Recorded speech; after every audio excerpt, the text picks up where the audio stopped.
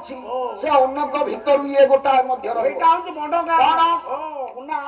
ଦ୍ୱିତୀୟ ଦିନ ନାରୀ ଅଙ୍ଗକୁ ଛୁଇଁଲେ ପୁରୁଷର ଆୟୁଷ କ୍ଷୟ ହୁଏ, ଅର୍ଥପୂର୍ଣ୍ଣ ଆୟୁ ମଣିଷ ବଞ୍ଚିବନି, ଭୋଗ କରିପାରିବନି।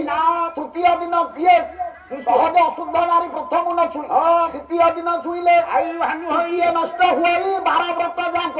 ତୃତୀୟ ନଷ୍ଟ ହୁଏ 12 ବ୍ରତ ଯାକ। ଚତୁର୍ଥ ପାଣି ନ ପାନ୍ତି ତାର ପିତୃଲୋକ। ତୃତୀୟ ଦିନ ଯଦି ନାରୀ ଅଙ୍ଗ ମଣିଷ ଛୁଇଁବ ଜୀବନରେ ଯେତେ ପୁଣ୍ୟ ଯେତେ ଧର୍ମ ସେ କରିଥିବ ସବୁ ଯାକ ଧର୍ମ ନାଶ ହବ।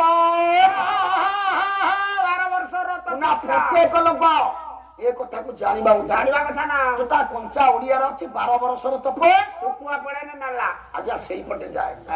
ତୃତୀୟ ନଷ୍ଟ ହୋଇ 12 ବ୍ରତ ଯାକ। ଚତୁର୍ଥେ ପାଣି ନ ପାଆନ୍ତି ତାର ପିତୃଲୋକ।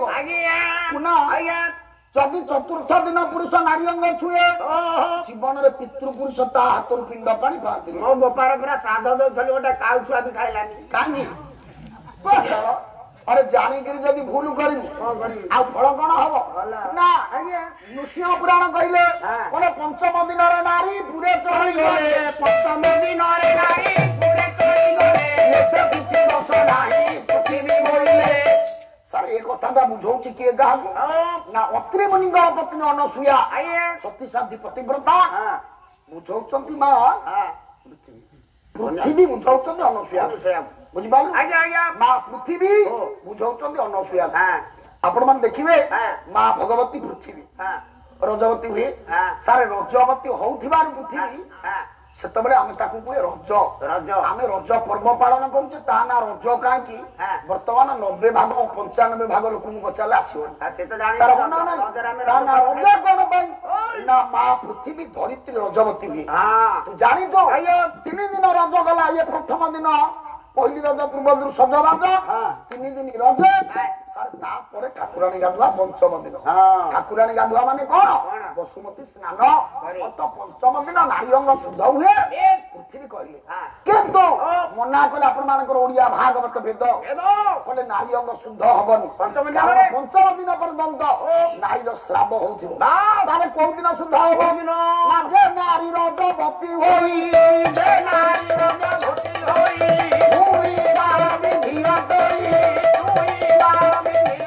भारतीय संस्कृति आज्ञा कि प्रकार विज्ञान भितर तैयारी आपण देखंतु एबे भी आपण डाक्टर मान को पचारंतु से कहबे से समय नारी पाखरे अधिक जीवाणु अछंती अस्वीकार करि हबन भारतीय संस्कृति वेद विज्ञान भारतीय संस्कृति रो इतिहास भारतीय संस्कृति रो पुराण मना कर देली नारी अंग को छुईबा मना एक वस्त्र हबना पुना तेनु अविधि होची छुईबा प्रथम जानारी छुईबा प्रथम जानारी छुईबा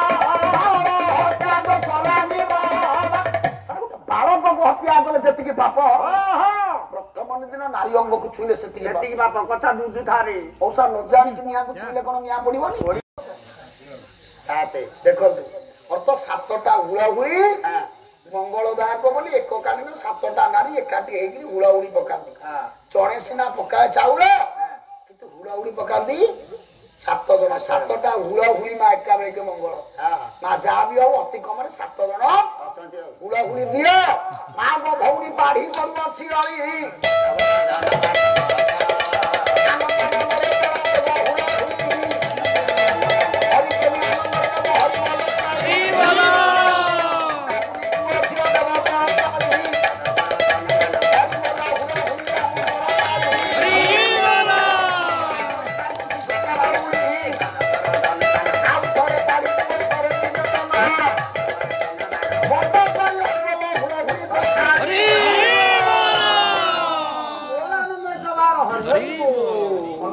कले